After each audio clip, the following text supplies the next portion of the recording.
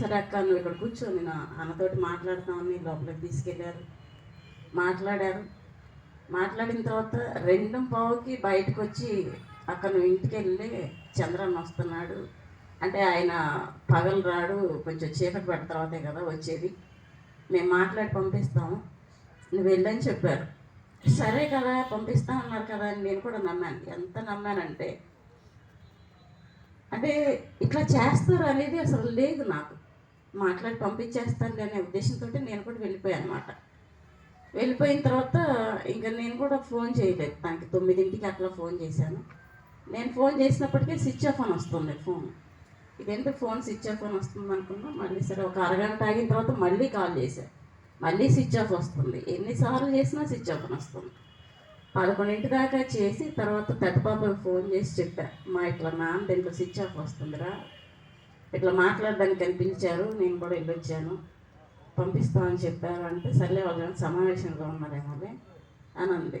లేదు రోజు సురేష్ అన్న ఉంటాడు కదా పక్కన, ఒకసారి ఫోన్ చేసి మాట్లాడమ్మా అంటే సురేష్ అన్నకి 11ంటికి ఫోన్ చేసి మాట్లాడితే ఈరోజు నేను వెళ్ళలేదమ్మా, గుంటూరు వెళ్ళలేదు, మంగళగిరిలోనే ఉన్నా పని ఉండి, నేను కనుక్కుంటానులే అని చెప్పి తర్వాత గణరాజ్కి, రెడ్డి శ్రీనికి, వీళ్ళు ఎవరైతే ఉన్నారో జిల్లా కమిటీ మెంబర్లకి కాల్ చేస్తే వాళ్ళ అన్నీ స్విచ్ ఆఫ్లు వచ్చినాయి. మీరు ఏమీ చేయకుండా ఉంటే అసలు మీ ఫోన్లను ఎందుకు స్విచ్ ఆఫ్ చేసుకున్నారు, ఏం అవసరం వచ్చింది? ఆ తర్వాత ఇంకా నైట్ అంతా ఇంకా వస్తాడు 2 o'clock దాకా నేను ఫోన్స్ చేస్తూనే ఉన్నా, అయినా లిఫ్ట్ చేయడం లేదు. తర్వాత మళ్ళీ మార్నింగ్ ఫోన్ చేసా, 7 గంటలకి ఫోన్ చేసా, అయినా లేదు.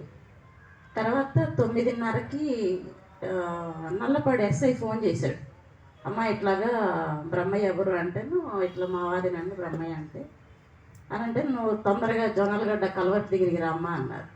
నేను రానంటే ఎందుకు నాకు చెప్తున్నారు మీరు రమ్మని, నాకు అవసరం లేదు, అసలు ఏంటి ఏం జరిగింది అని అంటే కాదు నువ్వు రా అన్నాడు. నేను రానన్ను. తర్వాత ఇట్లాగా బ్రహ్మయ్య చనిపోయాడు అని అన్నారు. బ్రహ్మయ్య చనిపోవడం ఏంటంటే అది జరిగేది కాదు, మీరు ఎవరినో చూసి పొరపాటు పడి ఉంటారేమో, అది బ్రహ్మయ్యది కాదండి అని చెప్పా.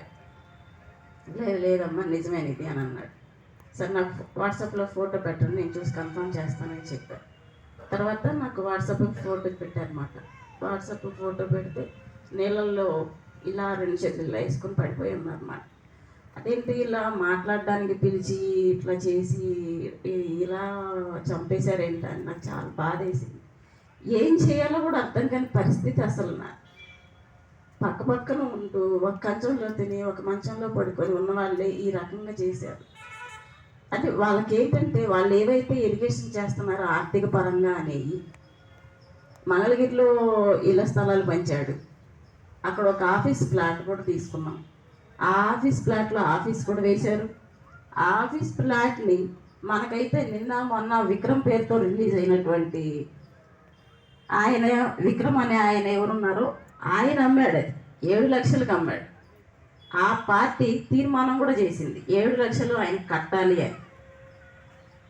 నాకు కూడా తెలుసు ఆ సంగతి. మరి అక్కడ ఎలా చేశాడు? అక్కడ జనాన్ని ఎంక్వైరీ చేయాలి కదా, ఎంక్వైరీ పేరుతోటి చేస్తున్నారు, మాట్లాడుతున్నారు, అందరూ చెప్తున్నారు బ్రహ్మయ్య ఏ రోజు మా దగ్గర రూపాయి తీసుకోలేదు, ఎక్కడా ప్లాట్లు తీసుకోలేదు. అక్కడున్న వాళ్ళే బ్రహ్మయ్య జైల్లో ఉన్నప్పుడు వచ్చి మాట్లాడారు, అన్న 2 ఆడపిల్లలు ఉన్నారు, నీకంటూ వెనక ఏమీ లేదు, ఒక 2 ప్లాట్లు తీసుకున్నాము, లేకపోతే అమ్మేసుకొని డబ్బులు బ్యాంకులో వేసుకున్నాం అంటే అస్సలు పార్టీకి విరుద్ధంగా అనేది ఏ పని మనం చేయకూడదు అని చెప్పి వాళ్ళని అలా సర్దిపుచ్చాడు. ఇట్లాంటి ఘటనలు ఎన్నో. అసలు వాళ్ళు ప్రేమపూర్వకంగా ఇచ్చినా ఇంకొక రకంగా ఇచ్చినా కానీ బ్రహ్మయ్య అస్సలు రూపాయి తీసుకోడు. అలా తీసుకొని ఉంటే ఈరోజు మేము కూడా వాళ్ళకిలాగా కోటీశ్వరులు అయ్యేవాళ్ళం, మాకు కూడా కార్లు ఉండేవి, ఏసీ కార్లు ఉండేవి, మేము కూడా బాగానే ఉండేవాళ్ళం. కానీ మాకు ఈరోజు నా పరిస్థితి లేదు. బ్రహ్మయ్య అట్లా ఎప్పుడూ అవకతవకలకు పాల్పడలేదు. తర్వాత ఇంకా గురజాల్లో ఫ్లాట్లు అమ్మారు, కొన్నారు, డబ్బులు దాచిపెట్టుకున్నారు, లెక్కలు తెలుసలేదు, ఈ మాట్లాడారు. అక్కడ కూడా కరెంటు మీటర్లు ఇవ్వాలంటే బ్రహ్మయ్య సంతకం పెడితేనే అక్కడ కరెంటు మీటర్లు ఇస్తారు. ఆ కరెంటు మీటర్లు కానీ సంతకాలు పెట్టించుకున్నారు. దాంట్లో బ్రహ్మయ్యని కలిపారు, వీళ్ళే కలిపి బ్రహ్మయ్య డబ్బులు తీసుకున్నాడు అని చెప్పి వాళ్ళు మాట్లాడారు. అక్కడ కూడా ఎంక్వైరీ చేశారు, పెద్ద బ్యానర్ వేసి ఇట్లా కుంభకోణం చేశాడు బ్రహ్మయ్య. అక్కడ జనాన్ని కలుసుకొని మాట్లాడి జనలబడి వేసి చేస్తామన్నారు. చేశారు, అది కూడా జనం కూడా చెప్పారు బ్రహ్మయ్య తీసుకోలేదని. మరి ఇంకెక్కడ తీసుకున్నాడు? ఇంకెక్కడ ఉన్నాయి? మేము చెప్పాం, మా దగ్గర ఉంటే మేమేమన్నా ప్లాట్లు అమ్ముకొని ఉన్నా, లేకపోతే మా పేర్లున్నా, మా బినామీ పేర్లున్నా, ఏ ఉన్నా మీరు తీసుకోండి, మాకు అవసరం లేదు, మాకు ఎప్పుడు లేవు, మేము ఎప్పుడు భయపడము, వీటానికి కూడా మేము సిద్ధంగా ఉన్నాం. ఉంటే ఇంకెక్కడన్నా ఉంటే మీరు చెప్పండి, మాకు తెలియకుండా అవి కూడా ఇచ్చేస్తామని కూడా చెప్పాం. ఇన్ని చెప్పిన తర్వాత కూడా ఇంకా ఇన్ని ఆర్థిక ఆరోపణలు ఉన్నాయి, ఇంకా అవి ఇవ్వాలి, ఇవి ఇవ్వాలి, ఇంకెక్కడిస్తాడు బ్రహ్మయ్య? ఎక్కడున్నాయి? అప్పుడు ఒకసారి సమావేశానికి ఈ పద్మ అనే ఆవిడ, చంద్రం, చిట్టిపాటి వెంకటేశ్వర్లు, వీళ్ళు ఎక్కడుంటే పద్మ అక్కడ ఉంటుంది ఖచ్చితంగా. అన్నిట్లో ఇది నాది, ఈ జిల్లా నాది, ఆ జిల్లా నాది, ఆ రాష్ట్రం నాది, ఈ రాష్ట్రం నాది కాదు, అన్ని సమావేశాలకి తను వస్తుంది, పిలవకుండానే వస్తుంది, మాట్లాడుతుంది. ఒకరోజు బ్రహ్మయ్య సమావేశంలో కూడా బెదిరించినట్టుగానే మాట్లాడింది. నువ్వు దేని గురించి అంటే, ఈ చంద్రన్న కరోనా వచ్చింది తనకి. ఫస్ట్లో కరోనా వచ్చినప్పుడు విజయవాడలో ఉండి ఫోన్ చేశారు, ఇట్లాగా కరోనా వచ్చింది, ఎక్కడ హాస్పిటల్లో బెడ్స్ లేవు అని చెప్తే, బ్రహ్మయ్య రాత్రి 12 గంటలకు మళ్ళీ ఎన్ఆర్ఐ హాస్పిటల్కి వెళ్ళి అక్కడ బెడ్ మాట్లాడి అన్నీ చేసి తీసుకెళ్ళి మళ్ళీ ఆయన్ని జాయిన్ చేసి తగ్గిన దాకా చూసి తన దగ్గర ఉండి, మళ్ళీ తగ్గిపోయిన తర్వాత కూడా ఇంటికి తీసుకొచ్చేటప్పుడు కూడా ఎవరు పిలవలే, మా ఇంటికి తీసుకురండి చంద్రన్న. మళ్ళీ ఈయన ఇంటికే తీసుకొచ్చాడు, నా ఇంటికే తీసుకొచ్చాడు, నా ఇంట్లోనే ఉన్నాడు, నా ఇంట్లోనే తిన్నాడు. అట్లా బతికిచ్చిన మనిషిని మీరు చంపేశారు.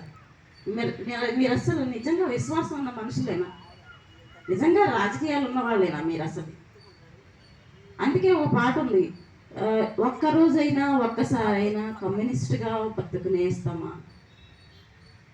ఆ జెండా విలువేంటో నీకు తెలిస్తే, ఆ పాట విలువేంటో నీకు తెలిస్తే, ఈ రోజున నన్ను, నా బిడ్డల్ని అనాథలుగా ఈ రోజున చూడలే.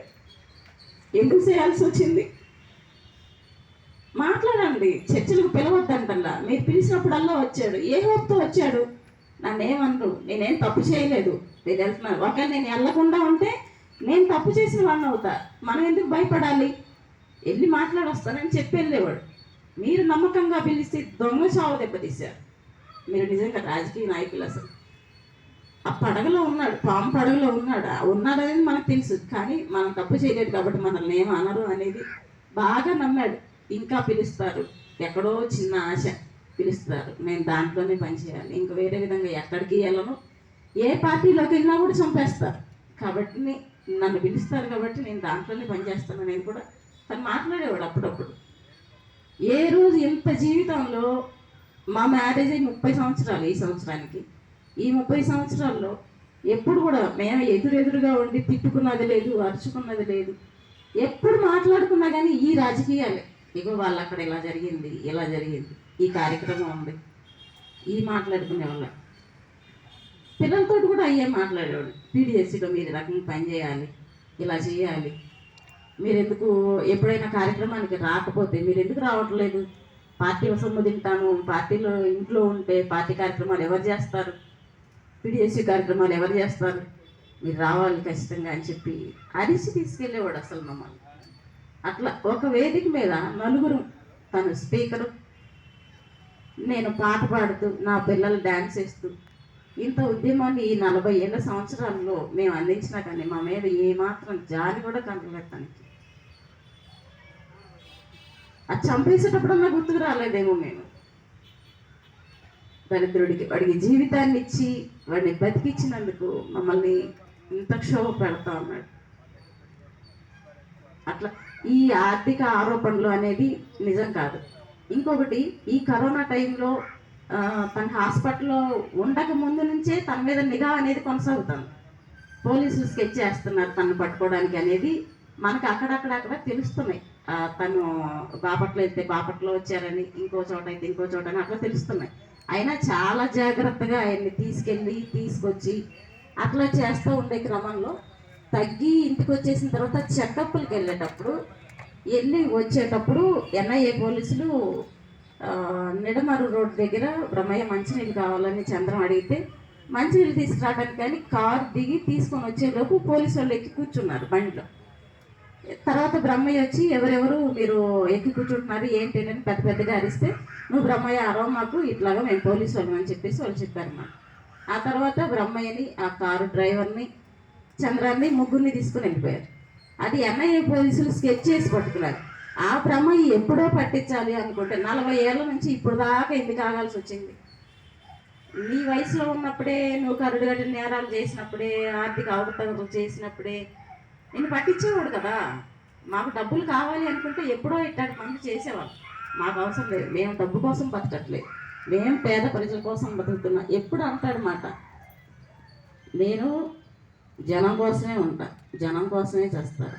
మనం పార్టీలోకి వచ్చింది ఎప్పుడో ఒకప్పుడు చచ్చిపోతామని తెలిసే వస్తాం, మనం ఎప్పుడు ఆ రోజు దానికి భయపడకూడదు అని చెప్పేవాడు.